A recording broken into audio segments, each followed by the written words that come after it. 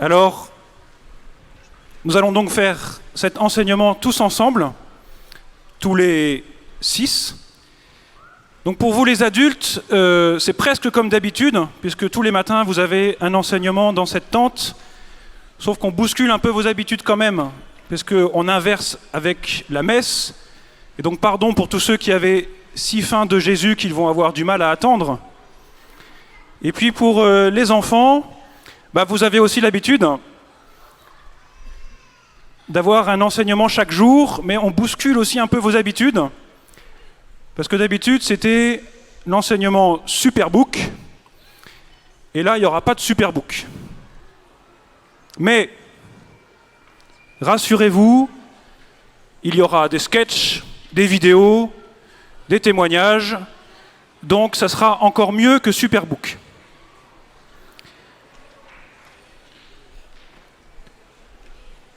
Alors, nous travaillons tous, en fait, quels que soient nos âges, la question du don de soi.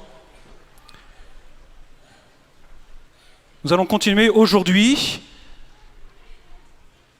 à entrer plus précisément dans la joie du don et à l'aide du pape François et de ce texte qu'il a écrit au début de son pontificat, La joie de l'Évangile. Donc ce texte, techniquement, ça s'appelle une exhortation apostolique. Ça, c'est un mot un peu compliqué, mais c'est un texte qui n'est pas si compliqué à lire pour les adultes. Rassurez-vous, les enfants, on ne va utiliser que 4 petites phrases, petits paragraphes de ce texte pour illustrer les 4 étapes de notre enseignement.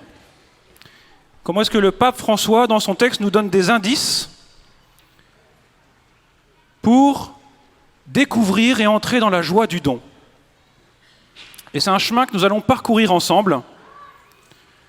Ce chemin, il sera en 4 étapes, vous allez voir. Et alors, avant qu'on démarre, nous allons nous présenter.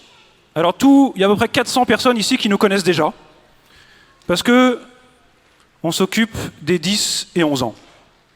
Donc, on se présente pour tous les autres. Alors, nous sommes la famille Joly, donc Eric. Véronique. Je m'appelle Corentin, j'ai 11 ans. Je m'appelle Maguelone, j'ai 8 ans. Audrey, laïque consacrée dans la communauté de l'Emmanuel. J'habite à Bordeaux et je travaille dans un service social. Et le père Paul Schlinger, ah oui, je suis prêtre, du diocèse de Paris, de la communauté de l'Emmanuel. On m'a demandé d'enlever mes cordons, donc vous ne voyez pas tout ça, mais... Et je suis en ce moment, depuis 1 an, à la paroisse de l'Île Bouchard. Voilà. Ceux qui ne connaissent pas encore, vous viendrez me voir à la fin, je vous expliquerai.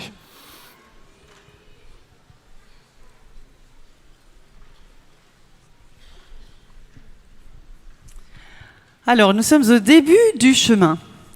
Nous allons commencer par lire le début du texte « La joie de l'Évangile ». Alors, ce qui est facile avec les documents du pape, c'est que pour donner le titre à son document, il utilise les premiers mots.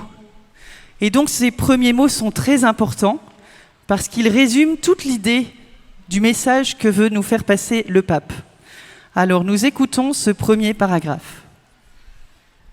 La joie de l'Évangile remplit le cœur et toute la vie de ceux qui rencontrent Jésus. Ceux qui se laissent sauver par lui sont libérés du péché, de la tristesse, du vide intérieur, de l'isolement. Avec Jésus-Christ, la joie naît et renaît toujours.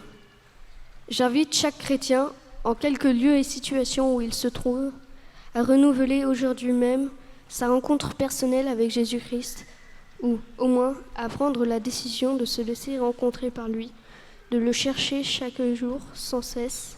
Il n'y a pas de motif pour lequel quelqu'un puisse penser que cette invitation n'est pas pour lui. Parce que personne n'est exclu de la joie que nous apporte le Seigneur.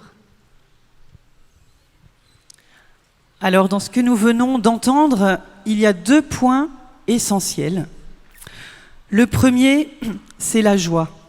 Le pape François insiste beaucoup sur la joie, parce que notre vie chrétienne est marquée par la joie. D'ailleurs, depuis ce document, il en a écrit 2 autres pour lesquels il y a le mot de joie dans le titre. La joie de l'amour et réjouissez-vous et exultez. Alors, cette joie, d'où nous vient-elle ? Eh bien, elle nous vient du fait que nous sachons aimer de Dieu. Dieu nous aime et cela remplit notre cœur de joie. Le deuxième point, c'est la rencontre personnelle avec Jésus.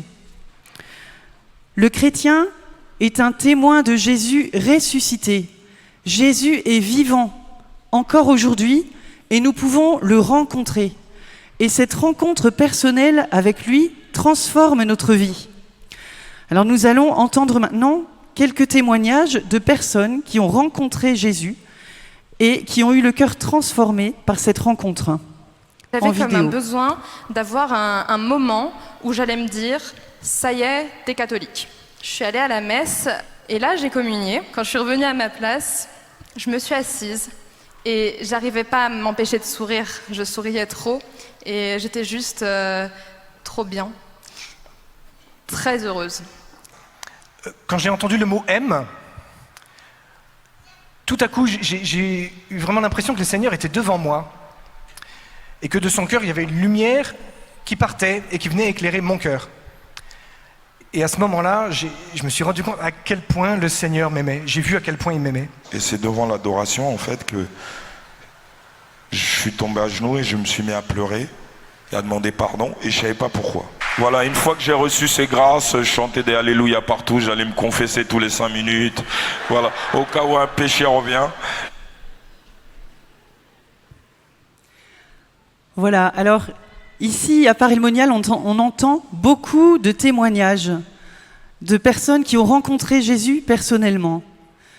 Dans ceux que nous venons de voir et d'entendre, il s'agit d'adultes qui ont rencontré Jésus. Mais vous, les enfants, vous aussi, à l'âge que vous avez aujourd'hui, vous pouvez rencontrer Jésus. Alors je vais vous témoigner de ma rencontre avec lui. J'avais 11 ans. Je venais d'arriver en 6e. Je passais d'une petite école de campagne à un gros collège dans lequel il y avait beaucoup d'enfants de gens riches qui regardaient plus l'apparence extérieure que l'intérieur du cœur. Moi, j'étais très mal dans ma peau. J'étais déjà la plus grande de ma classe. Je n'avais pas du tout confiance en moi. Et tous les jours, à l'école, les copines se moquaient de moi. J'étais humiliée chaque jour. Alors, je trouvais que ma vie était vraiment nulle, que moi, j'étais nulle, que ma vie n'avait aucun sens, et j'avais envie de mourir. Un soir, au bout de 3 semaines, quand maman est venue me dire bonsoir dans ma chambre, elle m'a trouvée en larmes. Alors je lui ai raconté tout ce que je vivais chaque jour à l'école, les copines qui se moquaient de moi, le fait que je me trouvais vraiment très nulle et que j'avais envie de mourir.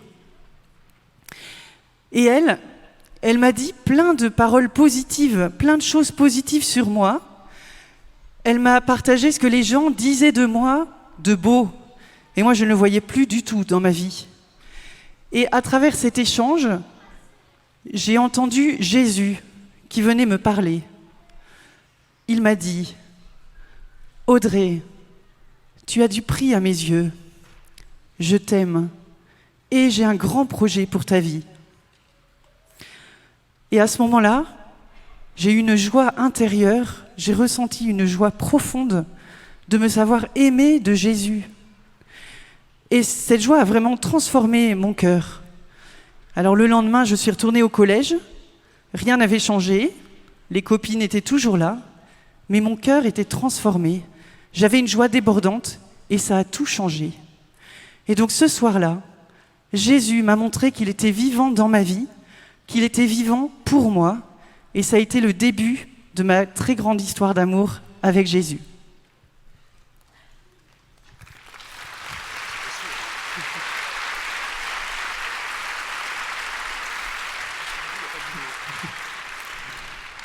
Alors ça, c'est possible pour chacun de vous. Personne n'est exclu. Jésus est venu pour rencontrer chacun, personnellement, quel que soit notre âge, jeune, moins jeune. Voilà, alors je ne sais pas comment Jésus va faire pour vous, mais ce que je sais, c'est que si vous avez le désir de le rencontrer, de faire cette rencontre personnelle avec lui, il va venir vous rencontrer. L'important, c'est de lui ouvrir votre cœur, de lui dire votre désir de le rencontrer, de sentir que vous êtes aimé de lui. Demandez-lui de vous manifester sa présence. Nous allons relire la phrase du pape François que nous avons entendue, dans lequel il nous invite à faire cette démarche. J'invite chaque chrétien, en quelque lieu et situation où il se trouve, à renouveler aujourd'hui même sa rencontre personnelle avec Jésus-Christ, ou au moins à prendre la décision de se laisser rencontrer par lui, de le chercher chaque jour sans cesse. Alors nous vous proposons une première démarche. Nous allons dire ensemble de tout notre cœur une parole, voilà, qui est affichée sur l'écran. Nous pouvons le dire tout haut, ensemble. Seigneur, si tu le veux, et comme tu le veux, aujourd'hui apparaît le monial.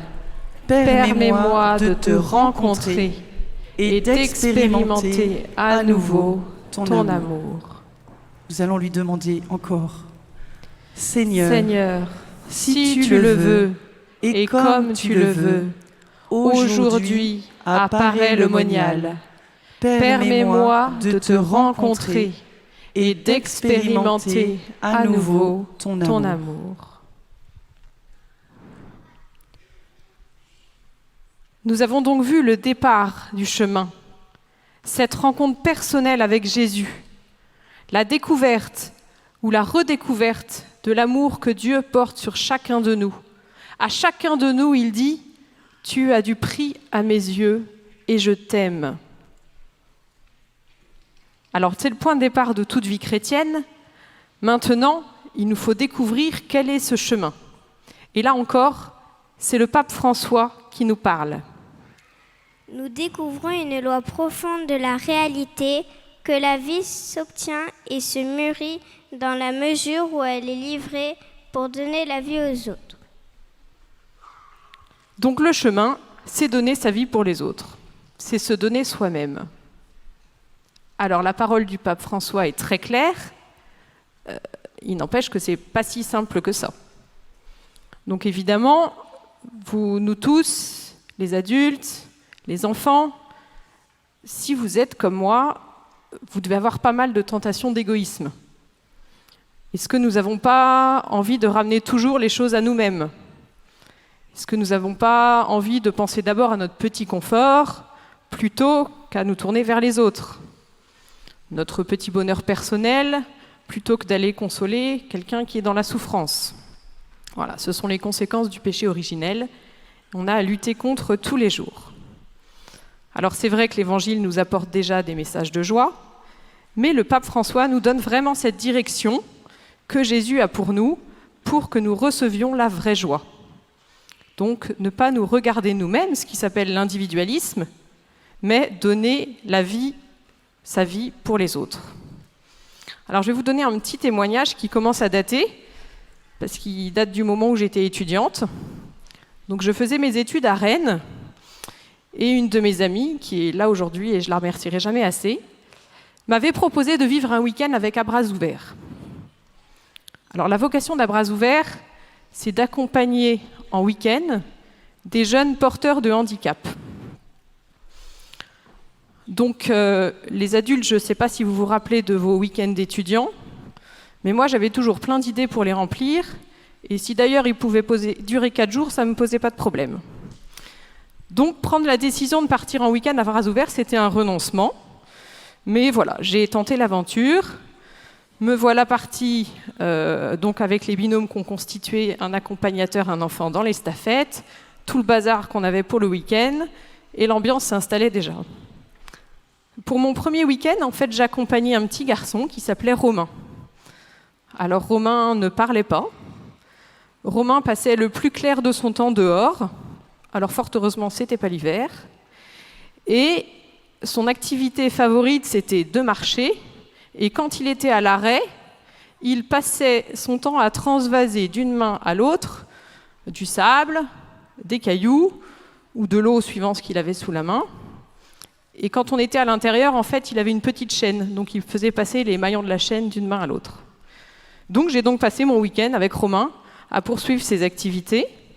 Alors le traditionnel passage au supermarché qui amusait tout le monde, lui, ça ne l'intéressait pas du tout. Donc on a attendu tout le monde sur le parking. La messe du dimanche, très peu pour lui, donc on était dehors. Alors j'ai eu un petit clin d'œil, on a pu juste rentrer pour la consécration, et puis un autre accompagnateur est venu me relayer pour la communion. Mais voilà, on a passé notre week-end tous les deux sans parler. Et donc à la fin, je me suis dit finalement, pendant ces 36 heures, il ne s'est pas passé grand-chose. Et puis la vie avec nos jeunes amis prend son temps. Et nous sommes retournés à Rennes, et j'ai reconfié Romain à sa famille. Et là, j'ai été frappée par plusieurs choses. La première chose, c'était la joie et l'impatience de sa famille, de ses frères et sœurs, à le retrouver. Ça n'avait duré que 36 heures, mais il leur manquait déjà terriblement. Et puis l'autre, c'était... Alors moi, j'étais épuisée, ça avait vraiment duré que 36 heures, mais j'étais vraiment fatiguée. Et en même temps, j'avais une joie incroyable dans le cœur. Donc je me suis dit, voilà, j'ai pas eu l'impression d'avoir un week-end tellement chargé, tellement actif. Voilà, mais c'était un week-end qui m'avait vraiment rempli de joie. Et donc, j'ai continué à partir avec à bras ouverts. Ensuite, j'ai déménagé à Brest et j'ai continué à retourner à Rennes à 250 km pour poursuivre ces week-ends. Et puis en plus, Jésus m'a fait un grand cadeau, c'est que j'y ai rencontré mon mari. Donc voilà. Donc c'était vraiment l'expérience de la joie intense au travers du don. Alors c'est vrai que dans notre société actuelle, le don de soi étonne. C'est vraiment pas une attitude très naturelle. Et je pense que, comme moi, vous avez déjà été confrontés à la surprise, voire à la gêne des personnes à qui vous proposiez de leur rendre un service, de leur consacrer du temps. Voilà, c'est une attitude qui nous est demandée, qui n'est pas naturelle, qui étonne. Après, il faut une disposition du cœur pour donner, il faut un cœur ouvert, et il faut qu'aussi, en face, on ait un cœur ouvert pour recevoir. Alors le pape nous dit bien que l'individualisme, c'est le plus grand risque de notre monde moderne. Le grand risque du monde d'aujourd'hui, avec son offre de consommation multiple et écrasante, est une tristesse individualiste qui vient du cœur bien installé et avare de la recherche malade de plaisir, superficielle de conscience isolée. Donc nous allons voir maintenant le témoignage d'un jeune saint, Dominique Savio, qui a su penser aux autres avant de penser à lui-même.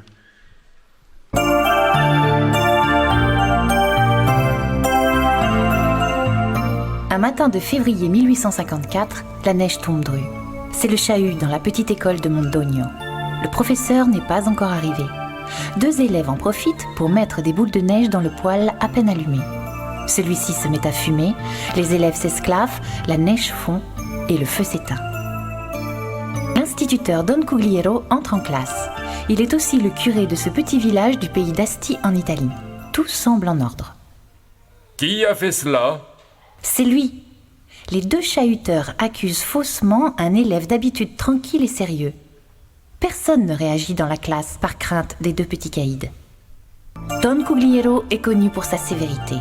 Comme beaucoup d'instituteurs de l'époque, il corrige les fautifs à coups de baguettes sur les doigts et en les mettant à genoux de longs moments sur le plancher. Reste là, jusqu'à la fin du cours. Tu constateras qu'il fait très chaud près d'un poêle éteint. Je n'aurais jamais cru cela de toi. Ce jeune garçon qui vient d'être injustement puni s'appelle Dominique Savio. Il a 11 ans. Le lendemain, des camarades pris de remords vont trouver Don Cugliero pour dénoncer les véritables coupables. Surpris, le maître appelle Dominique. Mais pourquoi n'as-tu rien dit ? Il suffisait de me dire « ce n'est pas moi », à moins que tu ne craignes quelques représailles. Je ne crains personne, surtout pas ces 2-là. Et si vous aviez su qu'ils étaient les vrais coupables, ils auraient été renvoyés. Je sais qu'ils ont besoin, comme moi, de savoir lire et écrire s'ils veulent s'en sortir. Jésus, lui aussi, a été frappé injustement. Alors plus récemment, l'année dernière, nous avons vu un autre exemple d'un homme qui a donné sa vie pour sauver d'autres personnes. Au cours d'une attaque terroriste dans le sud de la France, un gendarme, Arnaud Beltrame, prend la place d'un otage et meurt à sa place. Ces deux exemples sont vraiment particuliers, mais ils nous disent quelque chose que nous pouvons vivre dans notre quotidien. Ce qui nous rendra vraiment heureux, même si ce n'est pas toujours facile, vraiment pas facile, c'est de donner notre vie. Alors on le fait dans les grands choix de notre vie, les choix familiaux, les choix de métier, mais c'est aussi à faire dans les petites choses, les petits services du quotidien, les petites attentions les uns aux autres. Concrètement, qu'est-ce qu'on donne? Pour les adultes, est-ce qu'on est prêt à donner du temps, de l'argent, de l'attention à des personnes que nous voyons et qui peuvent en avoir besoin? Quelle est la part finalement dans nos vies entre notre confort personnel et notre engagement? Donner est un vrai choix qu'il faut poser. Ça nécessite aussi d'ordonner ses priorités. Est-ce qu'on est prêt à accepter de perdre du temps? Sortir de notre logique d'efficacité et de rentabilité. Est-ce qu'on est capable de comprendre que parfois, il est important de passer du temps gratuitement avec un parent, un ami, un enfant, une relation? Quelque part, sortir de notre logique d'adulte. Alors, je peux vous donner un petit témoignage. On habite dans une très grande maison dans le Finistère, voilà, mais qui est assez vieille, et donc il y a toujours plein de travaux à faire. Donc ma logique à moi de père, de famille, c'est de réparer cette maison. Donc souvent je suis pris dans cette logique et voilà, j'ai du mal à m'arrêter. Et j'aurais voulu passer beaucoup de temps à rénover par exemple la salle de bain ou le grenier. Et au début de l'été, j'ai choisi de faire une pause pour construire une cabane pour mes enfants. Donc Brieux et Erwan qui ne sont pas là aujourd'hui. Voilà, donc je me suis arrêté tout un week-end. Donc j'étais vraiment très touché de les voir participer, d'imaginer des plans pour la cabane, de ramener des planches, des outils. Donc on a fait une vraie cabane avec une échelle pour monter dedans, voilà, une trappe pour accéder à la cabane. Et en fait, ça m'a vraiment surpris parce que je me suis rendu compte qu'ils avaient une joie profonde, qu'on fasse quelque chose vraiment pour eux, voilà, qu'on donne gratuitement pour eux. Et cette joie, je l'ai ressentie aussi moi, voilà, ça m'a vraiment surpris. Donc à la fin, on a monté un panier repas pour qu'ils pique-niquent chez eux. Voilà. Vous connaissez l'enseignement de ce professeur qui explique à ses élèves comment remplir un seau. D'abord les gros cailloux, le seau il semble plein, fin de l'exercice. Et finalement non, à l'étonnement général, il ajoute des petits cailloux, puis après du sable, et enfin de l'eau. Finalement, quelle contenance incroyable dans ce seau. Voilà, c'est un petit peu pareil pour nos vies. Voilà. Il faut ordonner nos choix. Alors la question se pose à nous maintenant, est-ce que nous avons cette habitude de partage? Dans le service, est-ce que nous pensons d'abord à nous-mêmes ou à ceux qui nous sont confiés? Est-ce que nous sommes prêts à faire passer les autres avant nous? Alors les enfants, levez la main si vous avez jamais eu envie d'être le premier au self à midi. Ah, pas mal. Oh. On a dit les enfants, Paul. Si vous avez jamais eu envie de prendre la plus grosse part du gâteau au chocolat. Ah, dis donc, il y a des petits seins en puissance, je peux vous promettre. Si vous n'êtes jamais dépêché d'aller à la douche pour éviter de mettre le couvert. Ouais. Est-ce que vous n'avez pas été tenté non plus dans la cour de ne pas aller voir un petit copain ou une petite copine qui était triste, qui était délaissée parce qu'elle n'avait pas le même look, parce qu'elle n'avait pas la même taille, parce qu'elle ne travaillait pas très bien? Voilà, je pense que tout le monde se reconnaît, même les adultes, parce qu'on a tous été enfants. Donc on a tous mangé du gâteau au chocolat, on a tous évité de mettre le couvert. Donc vous savez que ça demande un effort. Mais vous ne trouvez pas que ça apporte de la joie quand même de faire la queue au self, même ici à Paray-le-Monial, et de discuter avec ses voisins, de faire connaissance? Voilà, c'est un peu long, mais on trouve de la joie. Est-ce qu'on n'a pas de la joie à partager un gâteau à part égale et à se dire que chacun des membres de la famille a eu la même chose ? Est-ce qu'on n'a pas de la joie finalement à mettre le couvert et à rendre service à ses parents pour qu'ils soient un peu plus disponibles ? Et est-ce qu'on n'a pas de la joie à aller voir ce petit copain ou cette petite copine dans la cour et à finalement obtenir son sourire et que la joie soit partagée ? Voilà, il y a aussi le carême. Alors je ne sais pas pour vous, mais pour moi le carême, ça me paraît toujours vertigineux parce que 40 jours c'est très long. 40 jours de privation où on ne mange pas de chocolat. Voilà, c'est très dur pour les parents, pour les enfants. Mais le soir de la veillée pascale, est-ce qu'on n'est pas tous remplis de joie ? Donc, comme le disait saint Dominique Savio, c'est ce que Jésus a fait. Il n'a pas gardé sa vie pour nous, il nous l'a donnée. Alors, il nous invite à faire de même. Et Mère Teresa nous dit aussi cette phrase percutante : tout ce qui n'est pas donné est perdu.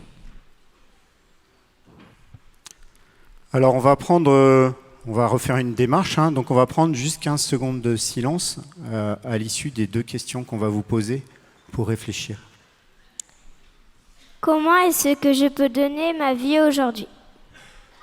Alors il ne s'agit pas forcément de s'imaginer martyr, comme Saint Maximilien Kolbe ou nos frères chrétiens d'Irak ou en Égypte par exemple, mais on peut aussi donner sa vie sans que ce soit spectaculaire dans son quotidien. J'aime beaucoup cette expression, les saints de l'ordinaire. Voilà. Et un bel exemple, c'est par exemple Louis et Zélie Martin. Qu'est-ce que je peux donner aujourd'hui ? Un sourire à la personne qui est à côté de moi dans la file du self, du temps pour une visite, de l'attention envers des personnes seules ou en souffrance, donner mon oui à un service. Je pense que vous avez déjà tous une idée. C'est de cette manière qu'on reçoit la vraie joie.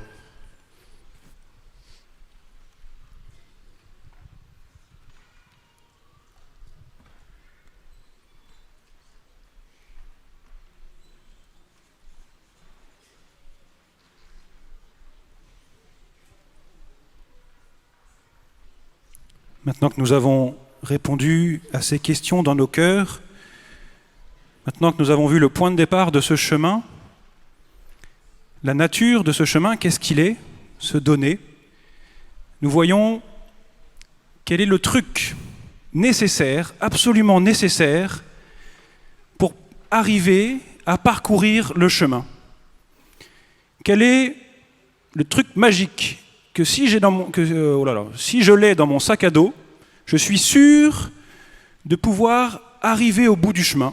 Et si je ne l'ai pas, je suis sûr de ne pas arriver à bouger, à rester bloqué. Alors, écoutez bien parce que ça vaut le coup. Alors, encore une fois, nous allons nous appuyer sur ce que dit le pape François pour avoir un indice pour découvrir quelle est cette réalité qu'il est si importante d'avoir dans notre cœur. Je peux dire que les joies les plus belles et les plus spontanées que j'ai vues au cours de ma vie sont celles de personnes très pauvres qui ont peu de choses auxquelles s'accrocher. Je me souviens aussi de la joie authentique de ceux qui, même dans de grands engagements professionnels, ont su garder un cœur croyant, généreux et simple. Alors on reconnaît bien là notre pape François et son souci, son attention des plus pauvres. Mais si nous lisons bien, nous nous rendons compte que même si nous ne sommes pas parmi ces personnes très pauvres qui ont peu de choses auxquelles s'accrocher, qui ont des comptes en banque inexistants ou qui n'ont pas de tirelire, la deuxième phrase nous dit que la joie, elle est vraiment pour tous. Mais n'empêche, les plus belles, les plus spontanées, il les a vues chez les plus pauvres. Alors au fond, la question, pour avancer dans notre enquête, pour savoir quelle est cette chose à avoir au cœur, pour être sûr de parcourir ce chemin de la joie, du don, un indice supplémentaire est de se dire, de réfléchir, qu'est-ce que les plus pauvres ont comme secret à révéler à chacun d'entre nous pour comprendre ce point. Alors pour cela, nous allons nous aider d'un passage de l'Évangile que vous connaissez bien.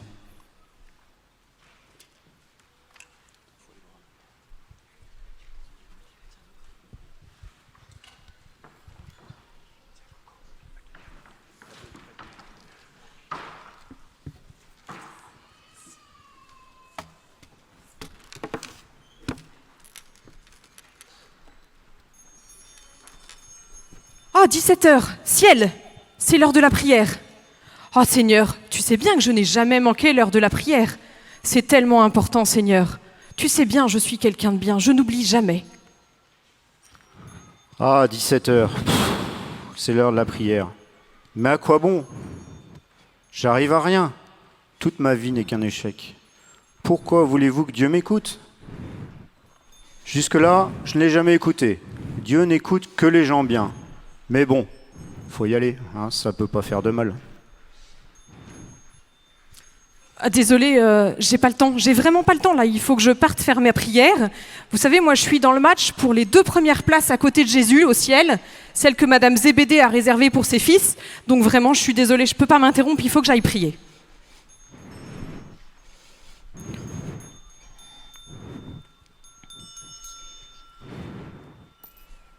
Tiens mon ami, prends cette pièce, tu en as sûrement plus besoin que moi.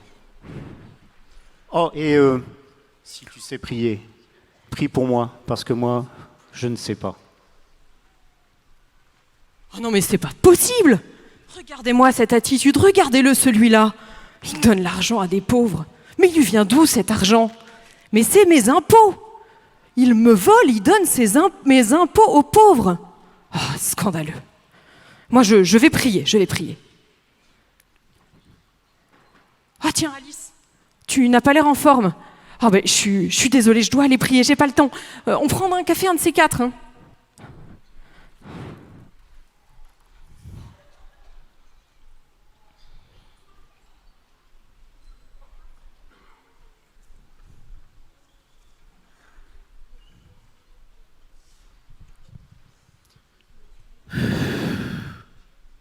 Seigneur, mon Dieu,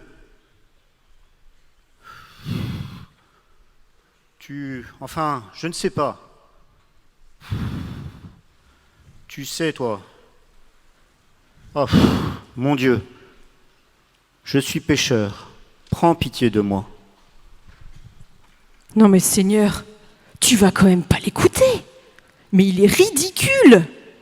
Alors que moi, au moins, Seigneur, je fais toutes mes prières depuis que je suis née. Je n'en manque aucune. Je donne 10% de ce que je gagne pour l'église. Je vais à Paray-le-Monial 2 fois par été. Je fais une session en juillet, une en août. Chaque session, je prends 3 tickets de service. Je fais 1 heure d'adoration chaque nuit. Seigneur, non, franchement, je suis quelqu'un de bien, Seigneur. Écoute-moi. Je sais que tu m'écoutes, alors que lui, sincèrement...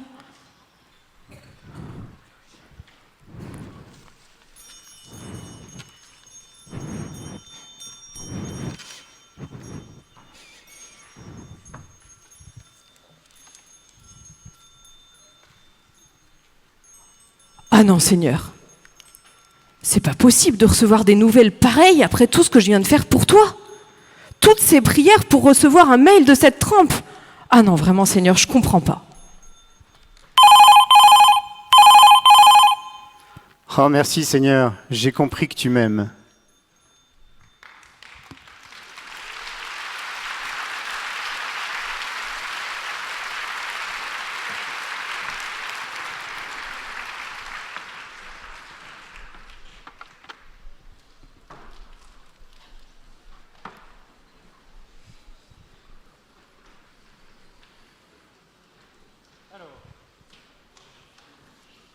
On me donne toujours un micro éteint, c'est très désagréable.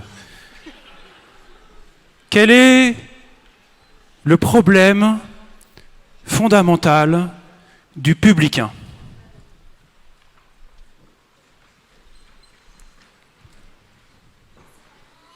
Il ne sait pas prier, il a besoin du pauvre, de l'autre pour l'aider à prier, et plus profondément encore, il a besoin de Dieu. Maintenant, quel est le problème fondamental du pharisien ?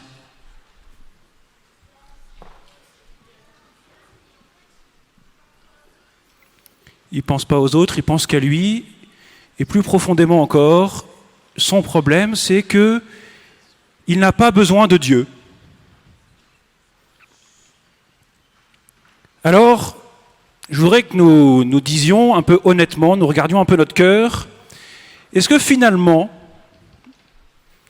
même dans notre vie chrétienne, où nous mettons tout notre cœur, nous ne cherchons pas plutôt à résoudre le problème du pharisien plutôt que celui du publicain ? Je vais essayer de m'expliquer. Est-ce qu'on ne cherche pas plutôt à être suffisamment bien pour, in fine, ne plus avoir besoin d'être sauvé par Dieu, plutôt que de mettre notre énergie intérieure à pouvoir recevoir ce que Dieu veut nous donner, et donc à ne pas avoir peur d'avoir besoin de lui. Je précise encore un peu. Est-ce que nos prières ou notre souci n'est pas de ne plus pécher ? Qu'est-ce qu'on ne se dit jamais ? Mais ça, Seigneur, avec tout ce que je fais, et je sais que tu m'aides, et donc je ne devrais plus faire ce péché. Je ne devrais plus avoir besoin de me confesser. Est-ce qu'on ne pense pas un peu comme ça quand même ? Mais ça, au fond, c'est la logique du pharisien. Celui qui pense que Dieu est là pour l'aider à ne plus avoir besoin de Dieu. Est-ce qu'on n'est pas très triste, très énervé contre nous-mêmes quand, après s'être confessé, on refait un péché ? Bah si, on a raison, c'est pas cool de faire un péché. Ça fait pas du bien. Mais est-ce qu'au fond on n'est pas triste parce qu'on aurait aimé enfin y arriver et enfin ne plus avoir besoin de se confesser ? Qui parmi nous n'a pas peur, n'est pas un peu angoissé d'aller dire ses péchés ? Ben ça c'est au fond parce qu'on se dit que normalement on devrait être autrement. Que normalement on devrait être un bon pharisien. Et vous voyez, le secret c'est ça. Ce secret, si on comprend ça dans son cœur, si on a ça pour marcher sur ce chemin du don de soi, alors rien ne peut nous arrêter. Parce que même si on tombe, même si on se fait mal, on sait, et notre souci est d'être disponible pour que Jésus nous relève. Mais c'est sûr que si on pense qu'à chaque pas qu'on fait, on doit être meilleur, soit on va devenir très orgueilleux comme le pharisien du sketch, on va croire qu'on a avancé beaucoup alors qu'on aura même reculé, soit on n'y arrivera pas et on va se désespérer. Alors je me disais une chose en particulier pour ceux parmi vous qui sont parents ou éducateurs. Est-ce que dans notre manière d'éduquer, on ne cherche pas plutôt à aider nos enfants à être des gens bien, à avoir une bonne vie, à accomplir tout ce qu'il faut, et aussi moralement à faire ce qui est bien, pas faire de péché? Est-ce qu'on ne les aide pas plutôt à ça, plutôt que de les aider à comprendre profondément que Jésus sera toujours là pour les sauver et qu'il faut qu'ils sachent que la clé, c'est de savoir qu'ils sont pauvres, de savoir qu'ils auront toujours besoin de Jésus, mais que c'est non seulement pas un problème, mais que c'est le seul moyen d'accueillir la joie, le seul moyen d'accueillir Dieu. Le bon Dieu ne vient pas dans nos vies pour applaudir tout ce qu'on a fait de bien, il vient dans nos vies pour être avec nous, là où nous sommes, pour nous ressusciter. Alors, non, je m'arrête là. Il y a une petite démarche.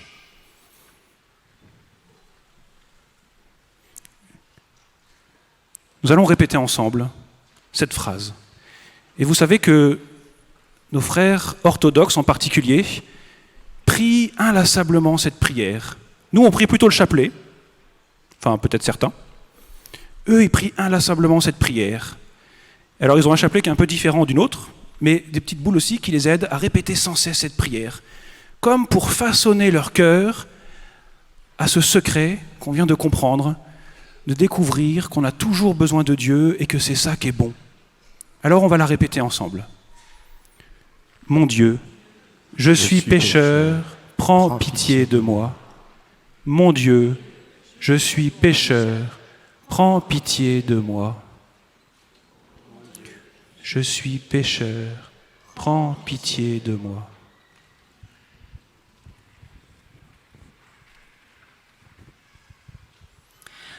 Alors, nous avons donc maintenant le point du départ du chemin, c'est la rencontre personnelle avec Dieu. Le chemin lui-même, qui est le don de soi. L'équipement nécessaire pour avancer sur le chemin, l'humilité. Il nous reste à voir le bon mode d'emploi pour avancer sur le chemin. Et là encore, le pape François nous donne une indication. La miséricorde est le pilier qui soutient la vie de l'Église. Dans son action pastorale, tout devrait être enveloppé de la tendresse par laquelle on s'adresse aux croyants. Dans son annonce et le témoignage qu'elle donne face au monde, rien ne peut être privé de miséricorde. La crédibilité de l'Église passe par le chemin de l'amour miséricordieux, de la compassion. Alors, donc, quel est ce quatrième point que nous indique le pape? C'est la miséricorde. Une vie façonnée par la miséricorde. Et donc, la miséricorde que nous recevons pour nous-mêmes et la miséricorde que nous pouvons donner aux autres. Alors, comment recevoir la miséricorde pour nous-mêmes? Eh bien, c'est dans la prière quotidienne. La miséricorde, nous l'accueillons de Dieu. C'est lui qui vient remplir notre cœur de son amour miséricordieux. Donc, la prière pour recevoir la miséricorde pour nous. Et puis ensuite, eh bien, quand notre cœur est rempli de l'amour de Dieu, eh bien, ça déborde. Et donc, toute notre attitude envers les autres devient miséricordieuse à travers nos pensées, nos paroles, nos actions. Voilà, nous avons envie d'aimer les autres, de leur donner la joie parce que nous l'avons reçue de Dieu. Et donc, si nous faisons des actions, si nous avons des pensées, des paroles qui ne sont pas remplies d'amour, eh bien ça ne sert à rien, c'est profondément inutile. On peut faire des actions héroïques, on peut faire des choses très belles, mais s'il n'y a pas d'amour, c'est complètement inutile. Ça ne fait de bien à personne, ni à nous, ni aux autres. Alors le pape François nous illustre bien cette attitude de miséricorde. On le voit à travers ses paroles, ses gestes, les démarches qu'il fait auprès des plus pauvres. Nous allons voir maintenant aussi en vidéo une très belle figure. Il s'agit de Jean Vanier. C'était un laïc canadien. Il est décédé il y a quelques semaines. Jean a fondé la communauté de l'Arche. L'Arche, ce sont des maisons qui accueillent des personnes handicapées et des personnes qui viennent s'occuper d'elles pendant une année ou plusieurs années. Et à travers la vie de la maison, les personnes goûtent à cette miséricorde. Laissons Jean nous parler. On ne peut pas changer la souffrance des gens, mais on peut être proche d'eux. Qu'est-ce qui se passe vous entrez dans un endroit à l'Arche et vous allez avoir 10 personnes qui vont venir vous embrasser et ils vont vous dire « je t'aime ». Et les personnes assistants qui viennent ici, d'une société pourrie par le besoin de succès et de achievement. Et voilà que ces gens découvrent quand les certaines je t'aime comme tu es. Tu n'as pas besoin d'être un succès. C'est tout simple. Et leur simplicité, une sorte de vérité, une tendresse. La découverte que le cœur de l'Arche, c'est la tendresse. Personne ne sait ce que c'est la tendresse. J'ose parler même du sacrement de la tendresse.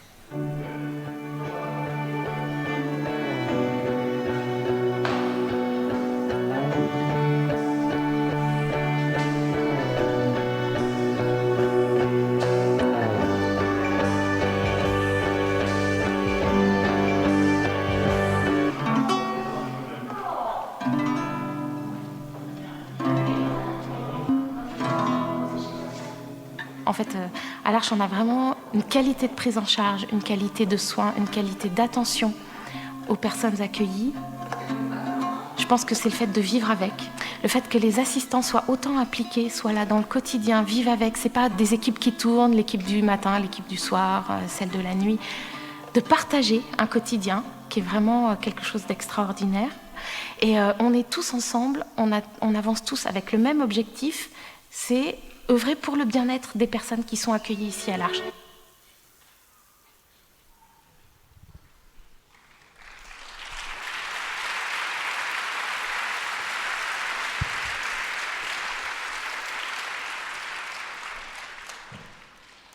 Alors voilà, ce à quoi le pape nous invite, ce que nous avons vu dans ce petit film, c'est d'adopter un nouveau mode de vie, une manière de vivre dans laquelle nous décidons que l'autre a la première place, avoir le souci de l'autre. Alors, pour nous les adultes, on peut se poser la question: est-ce que j'ai souci des autres, des personnes qui sont autour de moi? Donc dans ma famille, mais aussi mes voisins, les autres parents d'élèves, mes collègues. Est-ce que j'ai souci d'eux? Est-ce que je prends de leurs nouvelles? Est-ce que je rends des petits services gratuits? Pour nous, les enfants, eh bien, est-ce que dans mon attitude, je cherche à me mettre au-dessus des autres, ou est-ce que j'ai souci des autres? Est-ce que je suis attentif aux autres? Est-ce que, par exemple, s'il y a un enfant dans la classe qui est le sujet de moquerie, qui est un peu humilié, ben moi, quelle est mon attitude par rapport à lui? Est-ce que je me moque de lui, ou est-ce que je vais plutôt passer du temps gratuit avec lui? Est-ce que j'ai l'habitude de voir le bien dans les autres, de les encourager? Alors, je voudrais vous donner le témoignage d'une de mes collègues. Elle était en arrêt maladie depuis quelques jours et je lui ai téléphoné pour prendre de ses nouvelles. Et j'ai senti qu'elle était déprimée, ça n'allait pas fort. Je me suis dit qu'il fallait que j'aille la voir dès que possible. 2 jours plus tard, en sortant du travail, j'avais un peu de temps, donc je suis passée chez elle.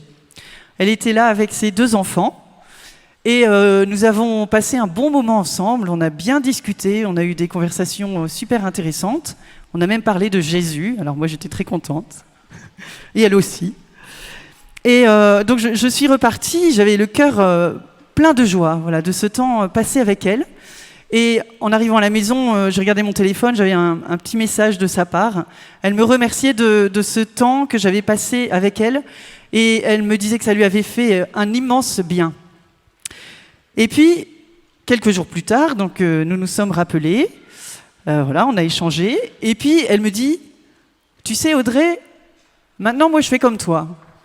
Je vais voir les gens qui sont seuls. Il y a 2 dames que je connais qui sont âgées, qui sont malades, et qui sont seuls, eh bien je suis allée leur rendre visite. Et qu'est-ce que j'étais contente! Mais c'est super! Et elles étaient vraiment très très heureuses que je vienne leur rendre visite. Voilà, alors moi je me suis émerveillée, voilà, de cette collègue que le Seigneur met sur ma route et qui est vraiment merveilleuse. Et puis de voir aussi que quand on fait une bonne action, en fait ça se répercute, ça fait boule de neige. Les autres ont envie aussi de faire le bien à leur tour. Et donc, être animé par la miséricorde, c'est avoir le souci des autres. Alors prenons quelques instants pour réfléchir à 3 personnes autour de nous dont le Seigneur nous demande de prendre soin.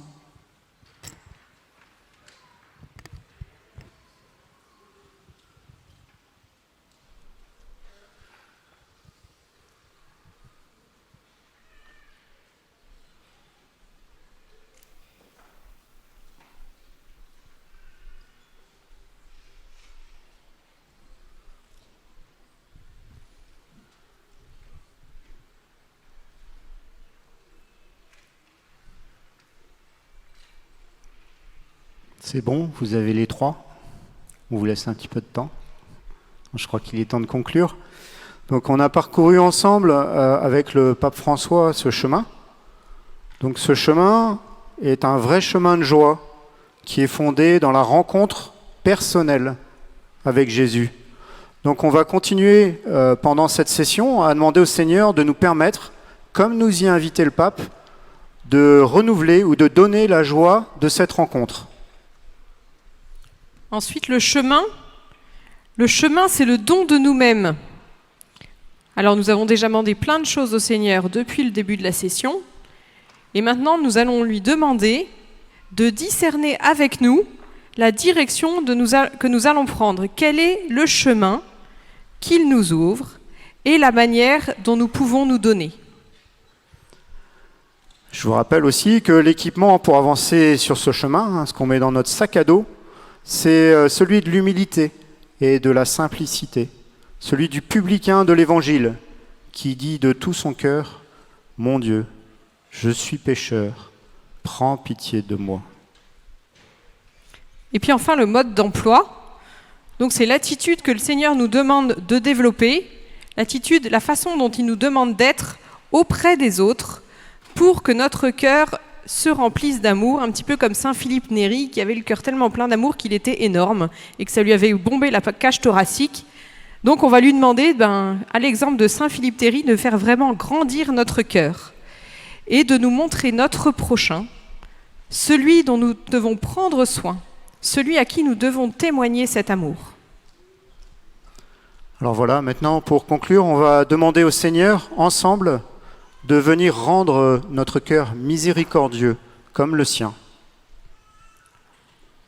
Ô Jésus, tu es doux et humble de cœur, rends mon cœur semblable au tien.